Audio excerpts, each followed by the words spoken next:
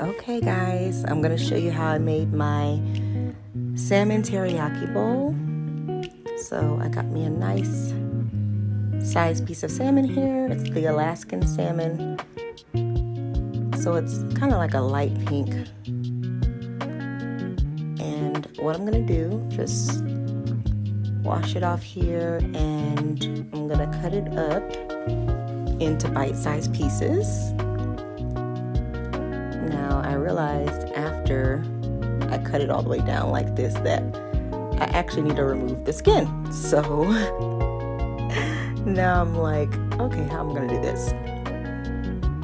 It would have been easier if I would have done it before I cut it, but it ended up working out once I got the proper knife, which is this one. And it started kind of coming off really easily here. I forgot what kind of knife this is called. My husband is into all the knives, so. But yeah, it came off pretty easily after I switched knives.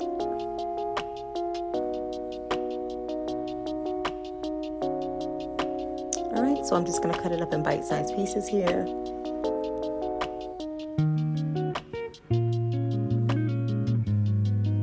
Use some seasonings. We got cayenne, we got paprika, garlic powder, onion powder, and some sea salt. Or you could just use blackened seasoning. This is the HEB brand. It actually has all the ingredients that I just showed you are in this seasoning. So you can make your own, or you can just use this. So I guess you could call this a blackened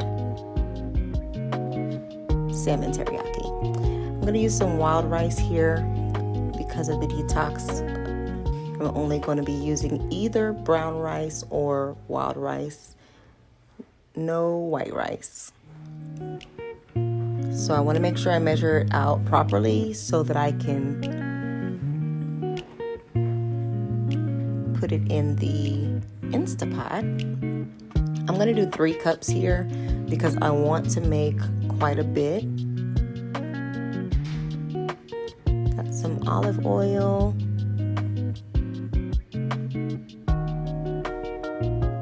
Just a little pour of this.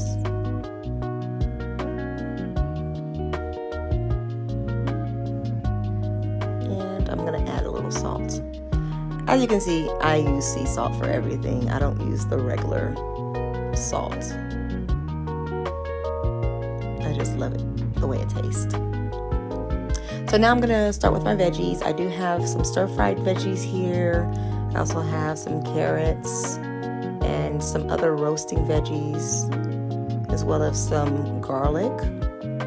So for the potatoes, that's pretty much the only thing I have to really take my time and cut.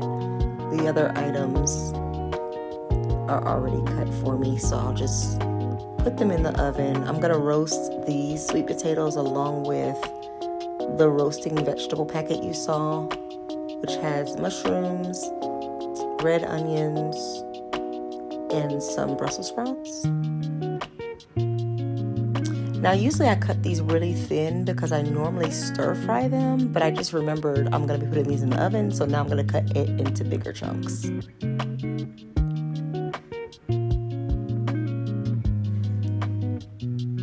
Now this particular package actually came with its own seasoning pack, which I'm going to use, but you could use vegetable seasoning to season your veggies. So I cut that Brussels sprout up a little bit because I didn't want it to be so thick. And now I'm just going to lay it on my baking pan, just line it up nice and pretty.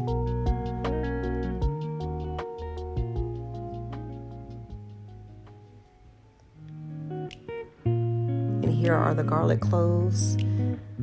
Yeah, I was being lazy. I got some that were already pre-peeled, and I actually want to make these a little bit smaller, so I'm just going to cut these up a bit and add that to the tray, and it's about ready to go in the oven. I do need to add some extra virgin olive oil and my seasoning.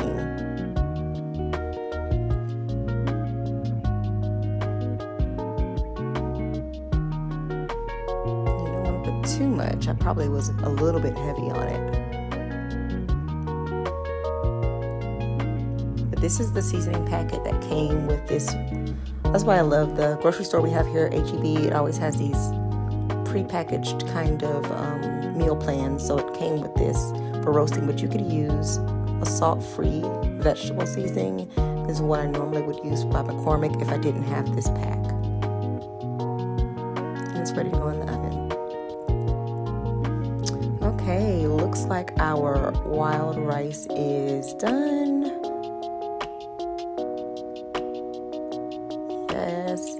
Yes, looking really, really good. And here are the roasted veggies. I just kind of mixed them all together. As you can see, it didn't really make that much. But I'm gonna actually do some stir-fried veggies as well, because teriyaki salmon dish or a teriyaki inspired dish is always good to have with some good broccoli and snap peas and carrots. So I'm gonna go ahead and do that because I did not add the baby carrots to the roast I did earlier. So I'm gonna just use the stir-fried vegetables. So let's go forth with this salmon first. Got me some black pepper here. And the teriyaki sauce. You can get whatever teriyaki sauce you like. I just kind of like that brand.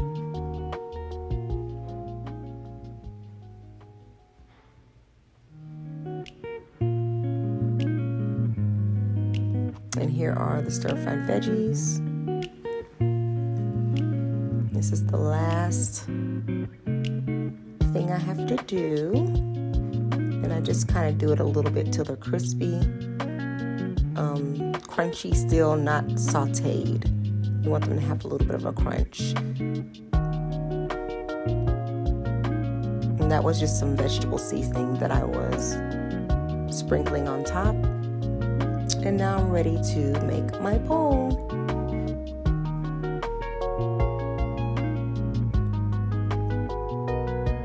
Got my rice in there. Give me some of this lovely roast. I'm gonna add a little bit of honey to these roasted vegetables. I meant to do that earlier. Not too much honey. Of course, this is a no sugar detox, so again, I'm trying to stay away from the sweetness as much as possible. So I really could have went without the honey. So to each his own. Especially if you are one that is drinking a lot of sugary drinks and those types of things, then I would suggest if you're drinking a soda or something with it, do not add the honey because that's more sugar. But I'm just going to be drinking water with mine. So I got me some avocado here, and I'm just going to slice it up to go on top. Of course, you don't have to have avocado if you don't prefer it, but this is one of those good healthy fats that you want to add, and a little bit of that teriyaki sauce to go on top that I originally flavored the salmon with. And if you like spicy, I also have some chili sauce. This is the best chili sauce out there, chili oil rather. And there's the teriyaki salmon bowl. Bon appetit. Get my chopsticks, and we're ready to eat.